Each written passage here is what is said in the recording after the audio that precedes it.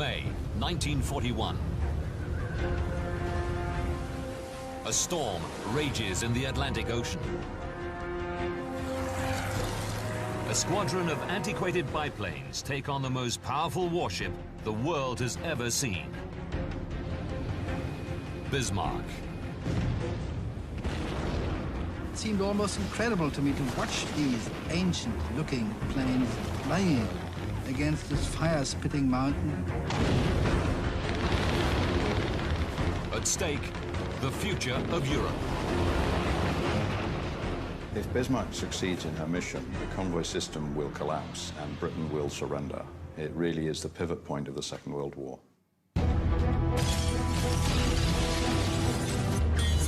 Disasters don't just happen. They're a chain of critical events. Unravel the clues and count down those final seconds from disaster.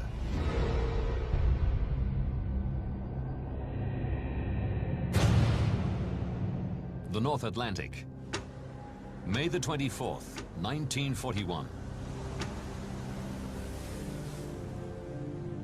British battleship HMS King George V. Commander-in-Chief of the British Home Fleet, Admiral John Tovey, is on the most important mission of his career. To sink a ship so powerful, it threatens Britain's very survival.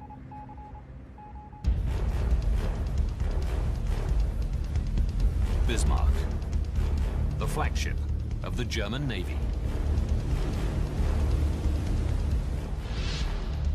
On her maiden voyage, she sails with cruiser Prince Eugen.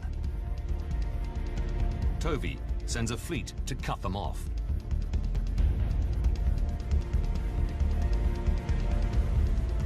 Leading is battle cruiser HMS Hood, symbol of Britain's ocean supremacy and pride of the Royal Navy. She was a beautiful-looking ship. Everywhere she went, I mean, she attracted the attention, and we all loved her. Commander of the Hood is Vice Admiral Lancelot Holland. With the element of surprise, Holland is confident of success.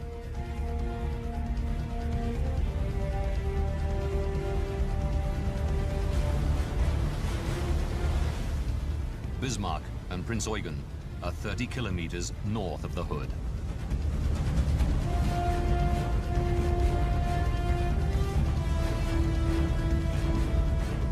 On board Bismarck is the Admiral of the German fleet, Günther Lütjens, a legend in the German Navy, sinking 22 British ships in just 2 months. At first light, he sees HMS Hood closing in.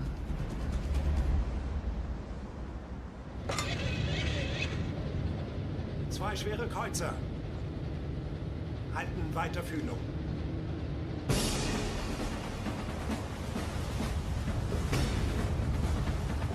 Schnell! Verlaufen! Die Leuten! Die letzten Scheiden! Schnell, die Boote sind gallen!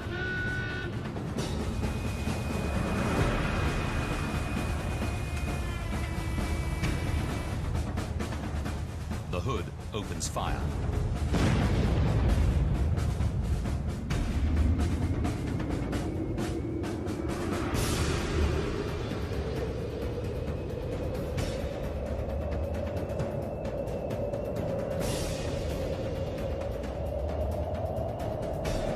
Strangely, Lütjens gives no orders to return fire.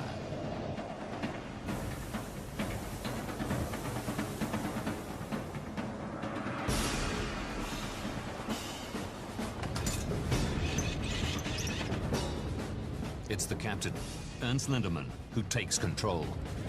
Feuer frei!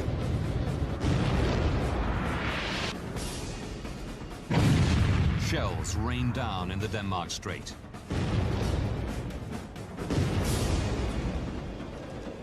One salvo hits the Hood, pierces 6 decks of steel.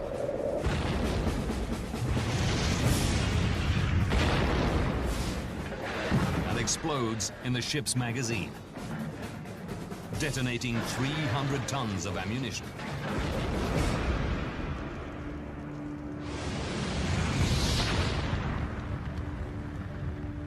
The huge ship splits in two and sinks in just 2 minutes. Over 1,400 sailors lose their lives, including Vice Admiral Holland.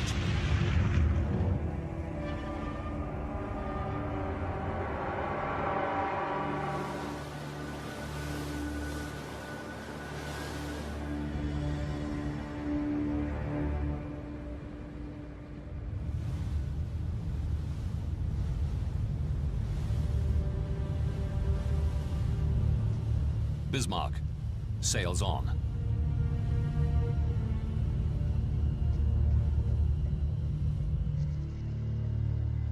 The news of Hood's demise radios across the world. The greatest battle cruiser in the world was HMS Hood. Her complement was 1,341 officers and ratings.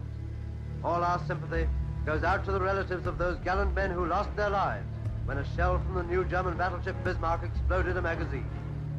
It came over the Tannoy that the Hood had been sunk, and at that time it was one of disbelief, because we thought she was unsinkable and that there was no ship that could touch her.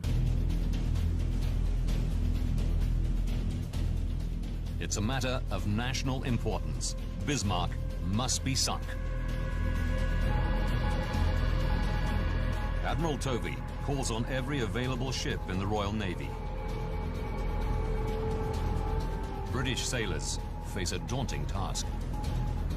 We knew that she was a formidable opponent, and most of her equipment was far superior to ours. With 88 guns, accurate over 35 kilometers, a top speed of 30 knots, and armor more than 30 centimeters thick, Bismarck is the most terrifying battleship ever built.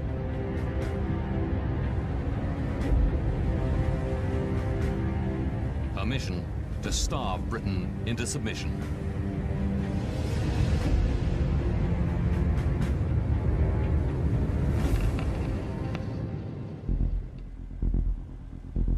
And her target, the merchant navy convoys bringing supplies into the UK.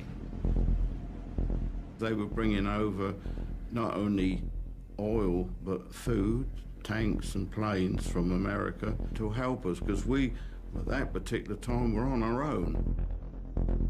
The British know Bismarck's objective is these convoys. It is paramount she is stopped.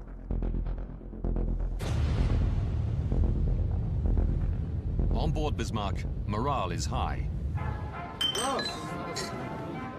The crew celebrates sinking HMS Hood with extra food and cigarettes.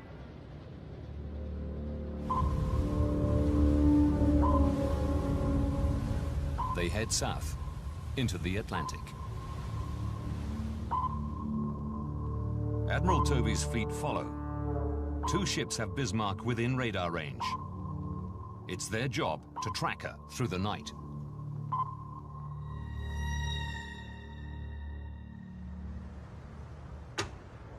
But at 4 the following morning, Tovey receives bad news. Sorry, dismissed.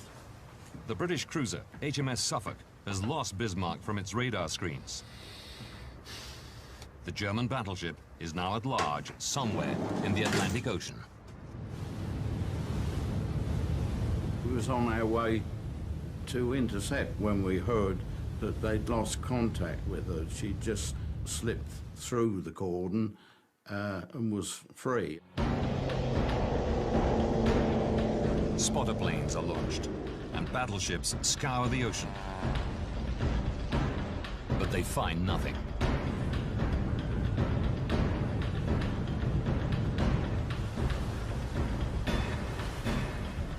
Then, a stroke of luck for the British. At 7 a.m., Admiral Lutyens breaks radio silence. He sends an update to German Naval Command, which is picked up at listening stations across the UK.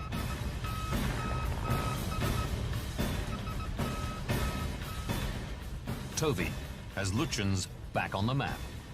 He orders his fleet north. The chase is back on.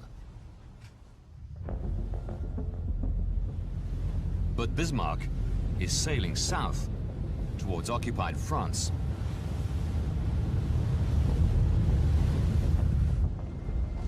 Oh, 11 hours later, there is still no sighting by the British fleet. The calculations are checked. The British have made a monumental blunder. They're sailing in the wrong direction.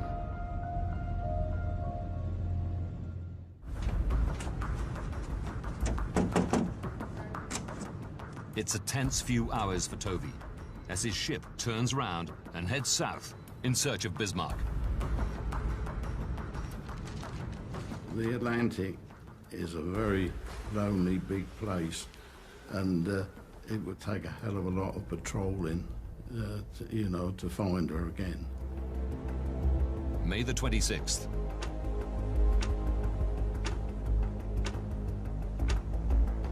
An RAF Catalina plane spots the Bismarck. It was with great relief when we got the signal to say that she'd been sighted by the Catalina flying boat. Tovey can pinpoint the German ship.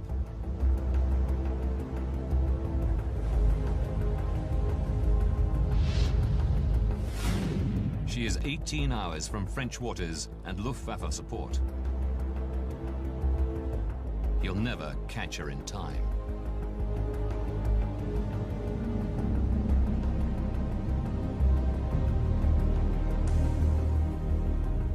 His only hope lies with a fleet coming north from the Mediterranean. Among them, aircraft carrier HMS Ark Royal, with a squadron of Swordfish biplanes.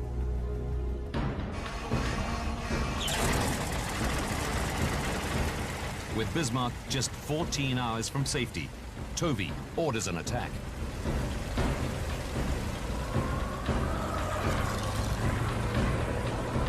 These lightweight machines take off into stormy skies. They fly for 1 hour in atrocious conditions. Barely able to see each other, they rely on the lead plane's radar.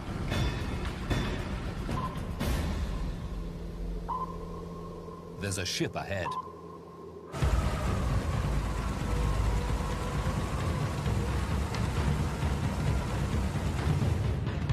On board the British cruiser, HMS Sheffield, George Osborne watches the planes descend.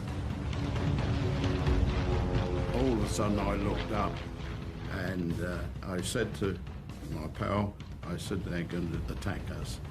And he told me not to be so daft. Unaware of the mistake, the pilots close in on one of their own ships. Torpedoes hit the water, armed with the latest magnetic detonators or pistols, and speed towards the Sheffield.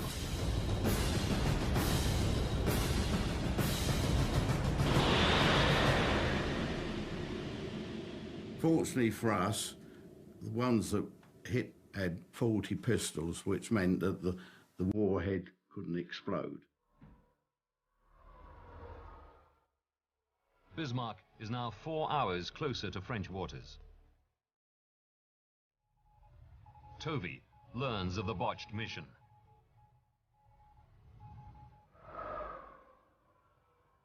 The weather deteriorates. Flying conditions are near impossible, but he has no choice. He orders another aerial attack.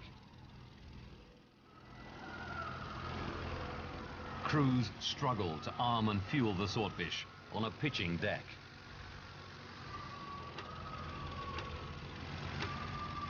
With the wind blowing at 70 kilometers per hour and the ship lurching from side to side, 15 Swordfish take off in heavy skies.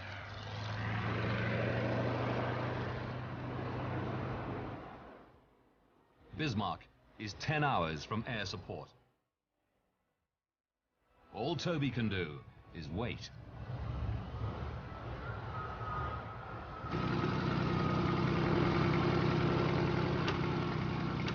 It's a further 2 hours before the lead plane picks up the German ship.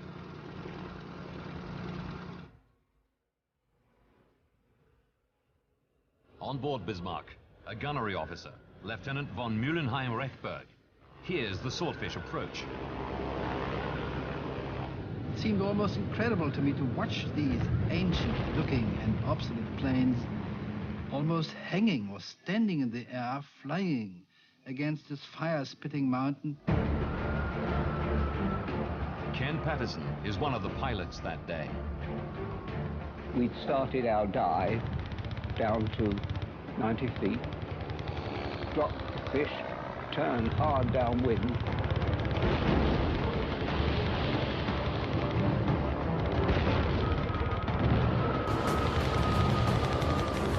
As we turned away, my observer, he looked over the side of the aircraft, astern, and saw our torpedo actually running. A single torpedo strikes the rear of the ship.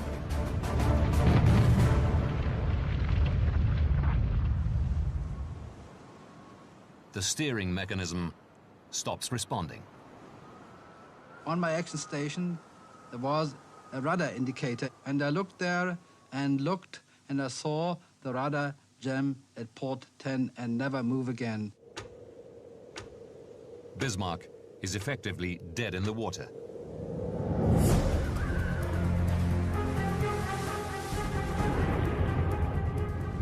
The enormous rudders are stuck and cannot be freed by the crew. Just a few hours from safe waters, and the German ship is reduced to sailing slowly in large circles. Lutyens and his crew can no longer outrun their enemies.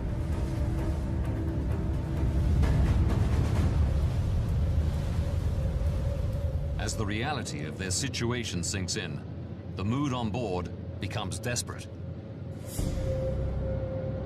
We all felt we were on the butcher's slab, and there was nothing much we could do about that.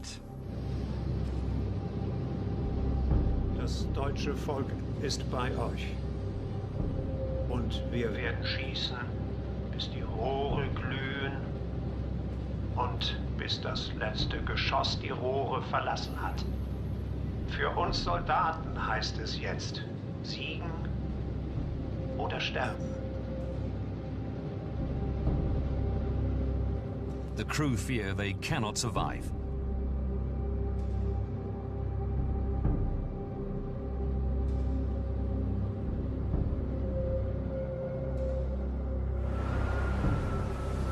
Admiral Tovey can strike at any hour.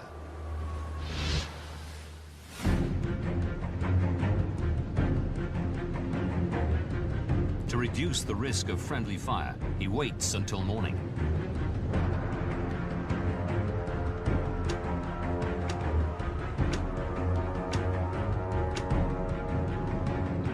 On May the 27th, the British open fire.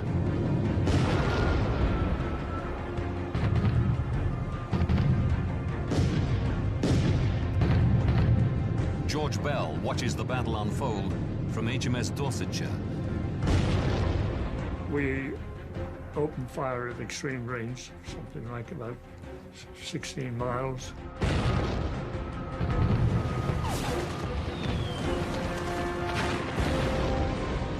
And soon were seen to be hitting the target.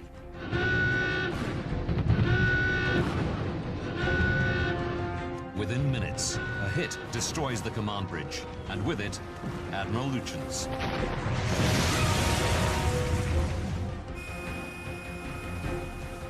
Even crippled, Bismarck is still a formidable threat.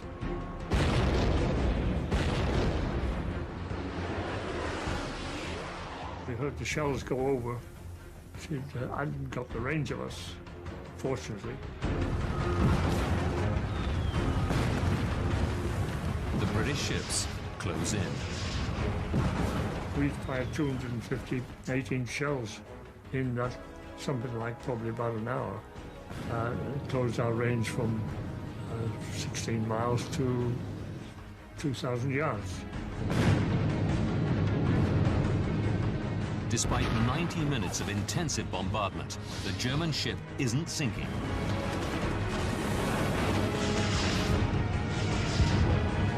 Tovey turns to the Dorsetshire, the only ship left with torpedoes. We fired 2 torpedoes at her, one which hit the Bismarck, but before we could fire the other one, she began to turn over.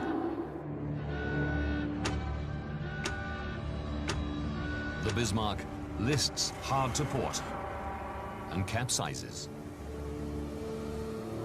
And you could see her keel from stem to stern, which was the full length of the ship, before the stern dipped into the water and she went down. Bismarck has gone, sunk on her maiden voyage. Of the crew of 2,221, only 115 survive. In just 4 days, 2 of the biggest ships in the world have sunk, and 3,500 men have died. Now, by rewinding the events of 1941, we can reveal how the Third Reich's plan to starve Britain into submission was strewn with fatal errors. An opportunity for Germany to win the war in Western Europe is squandered.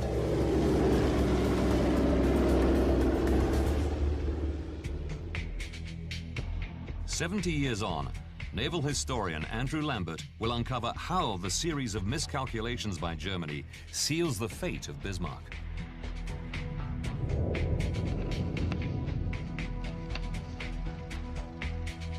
March 1941. Germany must defeat Britain for total domination of Western Europe. The island's survival depends on supplies crossing the Atlantic. Germany must sever that lifeline. The Nazis develop a 2-pronged strategy.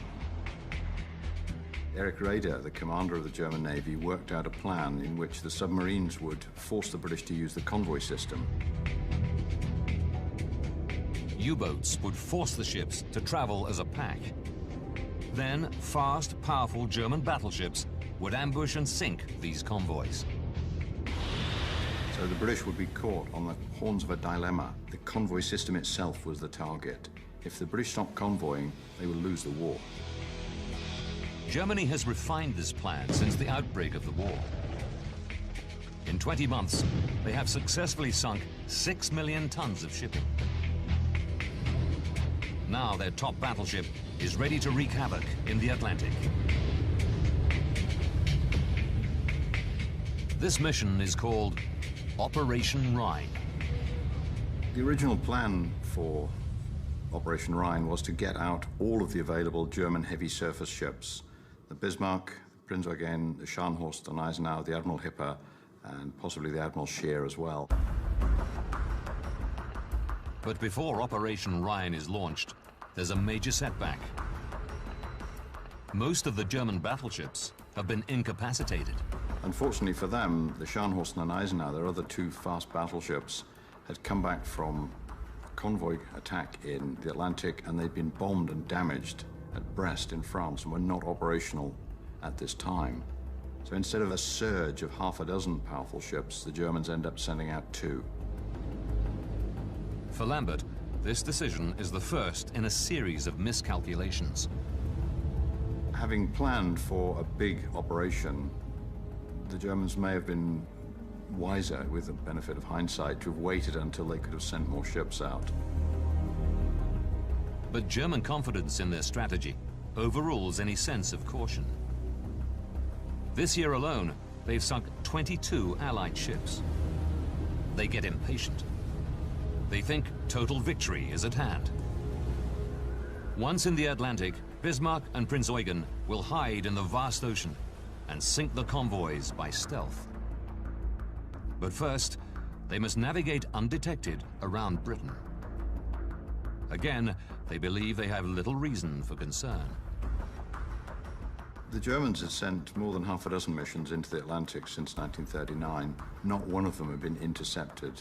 So the Germans must have been fairly confident that this mission would get through as well. This is another miscalculation. The British are suffering from the German convoy campaign. They take the threat of a powerful battleship like Bismarck extremely seriously. If Bismarck gets out into the Atlantic and succeeds in her mission, the convoy system will collapse and Britain will surrender. It really is the pivot point of the Second World War. Bismarck, the largest battleship in Europe, must reach the Atlantic undetected.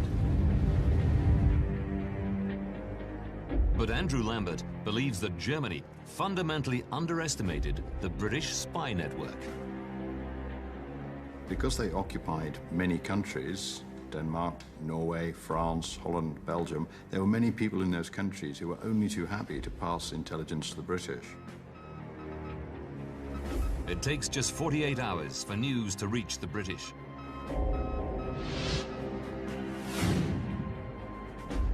And then Bismarck and Prince Eugen stop in Bergen, Norway to refuel, giving the British a chance to locate her. So the British are already fixated on finding a ship. They know it's coming, they know where to expect it, and when it puts into Bergen, it's no surprise. British photo reconnaissance Spitfire turns up right overhead and takes a picture of it. With this picture, Operation Rhine is compromised yet again.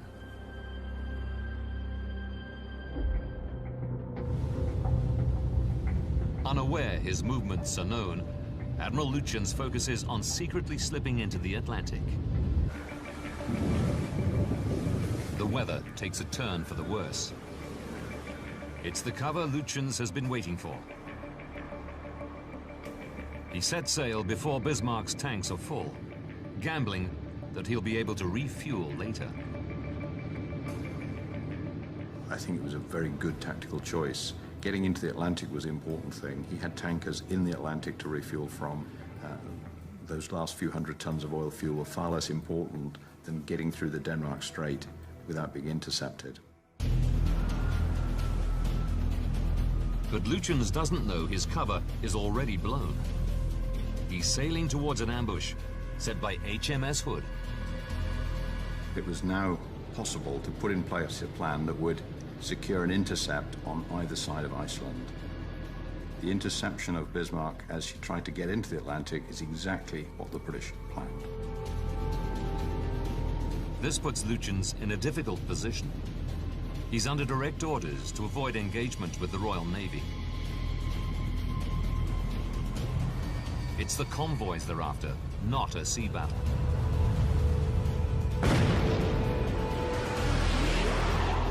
When Hood attacks, Lütjens is frozen with indecision. He doesn't return fire. Then he's undermined by a lower-ranking officer, the ship's captain, Ernst Lindemann. Jan Witt has found evidence of friction in their relationship. You have to take into consideration that they saw the operation from different points of view. So the captain of a vessel is responsible for the tactics. So Lindemann was thinking tactically, while the admiral had to think strategically. Lütjens is focused on following orders. Lindemann's focus is the immediate future of his ship. He makes the unprecedented move to override his superior officer. So in the end, Captain Lindemann ordered open fire with the words, "I won't have my ship shot off under my ass."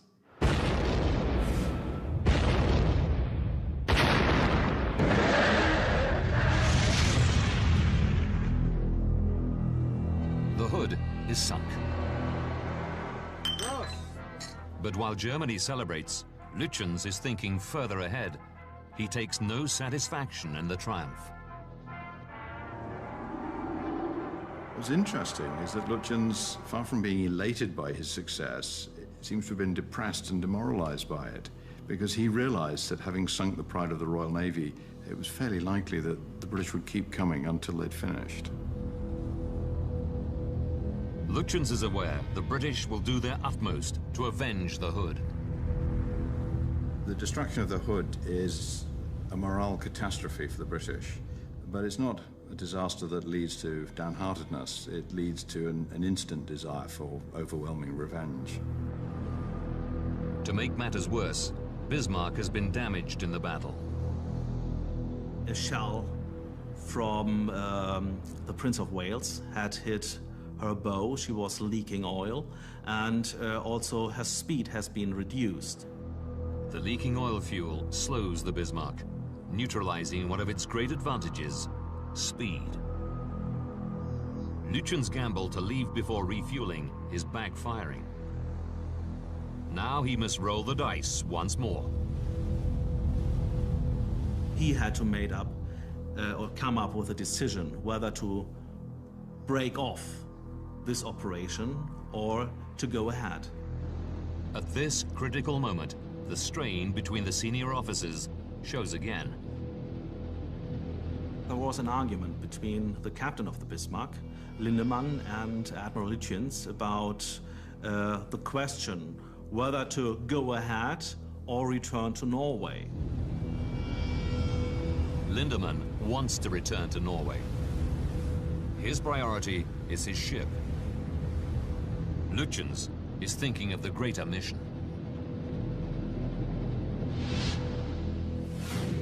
If Bismarck can reach occupied France, she can be repaired and poised on the edge of the Atlantic to attack British convoys. She wouldn't have to negotiate the treacherous Denmark Strait again. In the end, Lutyens overruled Lindemann and ordered going ahead, trying to reach the French ports. For Lambert, this decision is vital to the future of Bismarck. He could have gone home. He chose not to. That's a major, major mistake. Lutyens believes he can make the safety of France without being caught, even though he knows the British are on his tail. He can hear their radar signals, but he misunderstands the capabilities of this new technology. Lutyens was still hearing the radar emissions from HMS Suffolk, so as far as he was concerned, the British still knew where he was.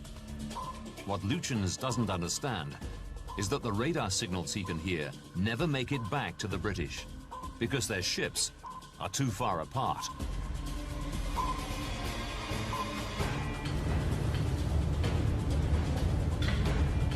At 3 a.m.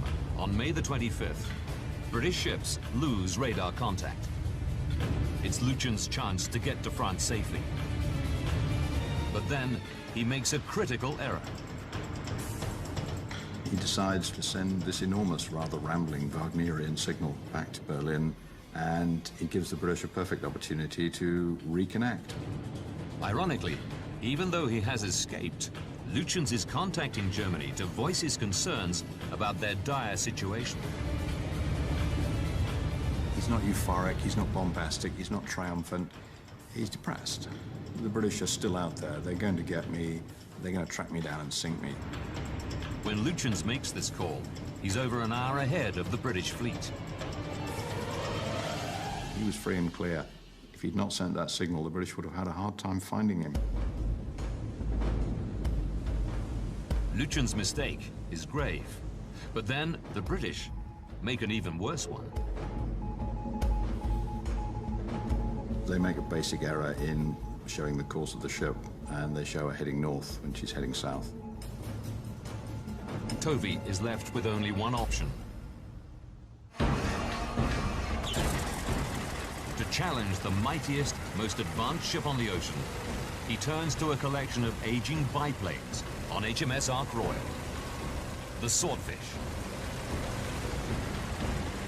The Swordfish are remarkably old-fashioned looking airplanes. They're biplanes, they've got fairly small engines, the cockpit is open.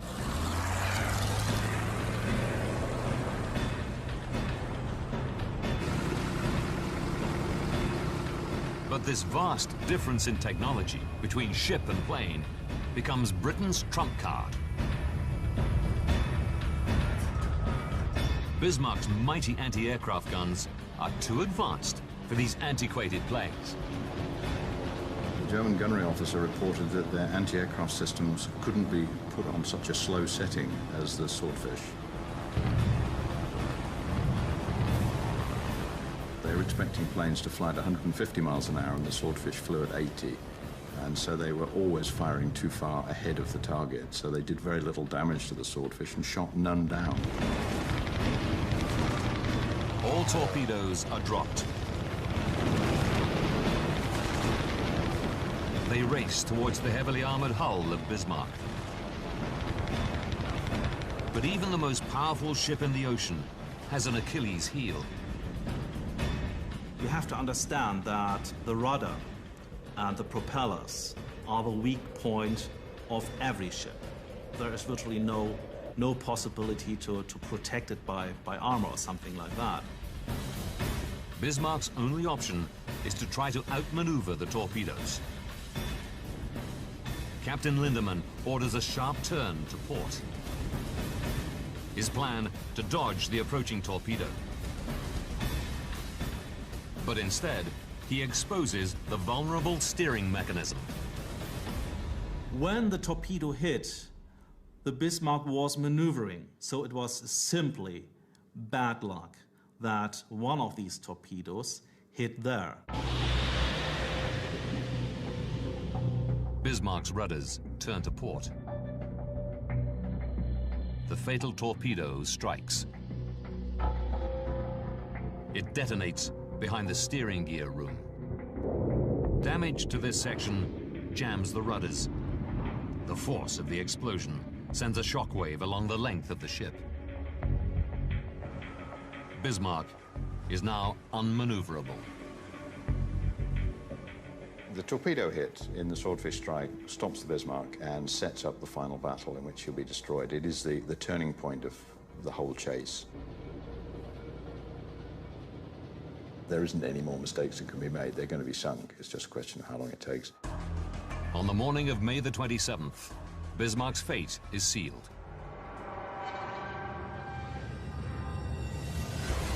At 10:39, Bismarck slips beneath the waves.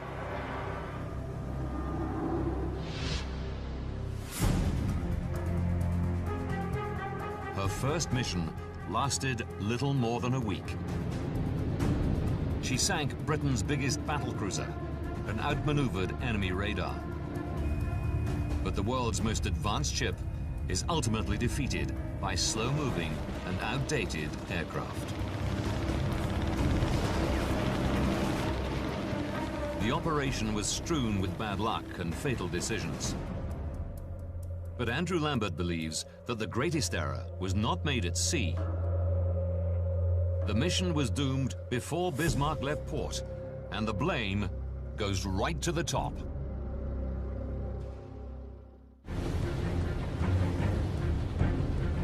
Bismarck's fate was decided by a catalogue of critical errors. May the 19th, 8 days to disaster. She starts her mission without the fleet originally planned for. The following day, the Allied spy network blows the secrecy of the operation. She fails to fill her fuel tanks in Bergen.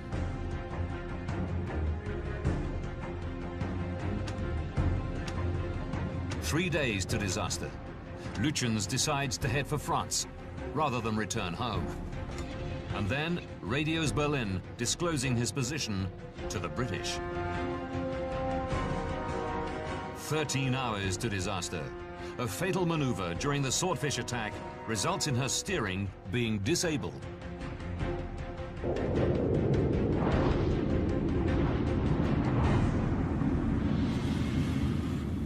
(10:39) on May the 27th, Bismarck sinks. For Andrew Lambert, the blame for the failure of the mission doesn't lie with Admiral Lütjens. He believes the reason lies deeper, with the Führer himself. Adolf Hitler's intervention in the Bismarck sortie is relatively limited. He really isn't desperately interested in the Navy. He's certainly not interested in this particular bit of the war. Hitler's war, until now, has been focused on total supremacy in Europe. The British are the sole survivors in the West. They are alone. Russia and America have yet to join the war. While Germany is victorious on land, Britain battles hard in the air and on the waves. The German Navy believe that if they can control the Atlantic, Britain will crumble. Bismarck is perfect for this strategy.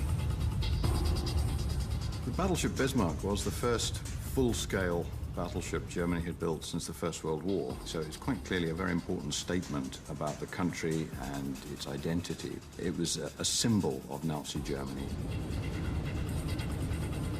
But although Hitler appreciates the need for big, powerful ships like Bismarck, he's uncomfortable with naval warfare. Hitler never understood the ocean. He was not a natural seafarer. He was, after all, an Austrian. He comes from a landlocked part in Central Europe. So for him, the great sweep of the ocean and the war on the ocean is alien territory. And at this point in the war, defeating Britain is not his main aim. Hitler's focus is on the east. His aim, to invade Russia. For Germany, the event of May 1941 is not the Battle of the Atlantic, it's Operation Barbarossa. Hitler is entirely fixated on assembling an enormous army and destroying the Soviet Union by the end of the year. If Hitler invades Russia, he'll be fighting on two fronts, west and east. His army will be divided and weakened. He wants the Western Front closed down. The German Navy believe that Bismarck can provide the solution. The best way to make the British stop fighting is to destroy their convoy system. So the Navy is able to sell its pet project at a time when it just might solve Hitler's main problem, the two-front war. Operation Rhine gets the go-ahead. In their haste to prove their new battleships, their mission begins without Hitler's knowledge. But the real problem for Bismarck is that Hitler's attention is already on Russia. And the backup the operation needs is focused elsewhere. For the Nazi leadership, apart from the Navy, they're all looking east, they're not looking west. So Operation Rhine is not going to get Air Force support that it might want. It's not going to be tied into other operations. So the Bismarck is operating with very little support, even from the submarine force. Britain had controlled the whole empire through mastery of the waves. But Hitler ignores this lesson. Bismarck leaves woefully under-supported.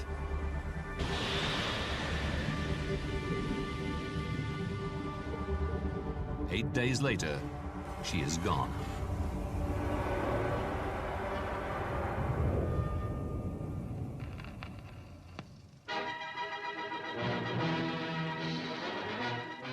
And then next day came the glorious news that the Bismarck had been sunk.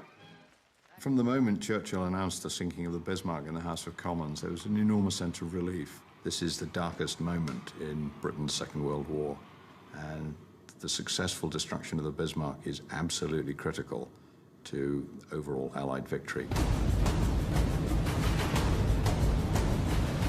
That 1 week in May 1941 was pivotal to the Second World War.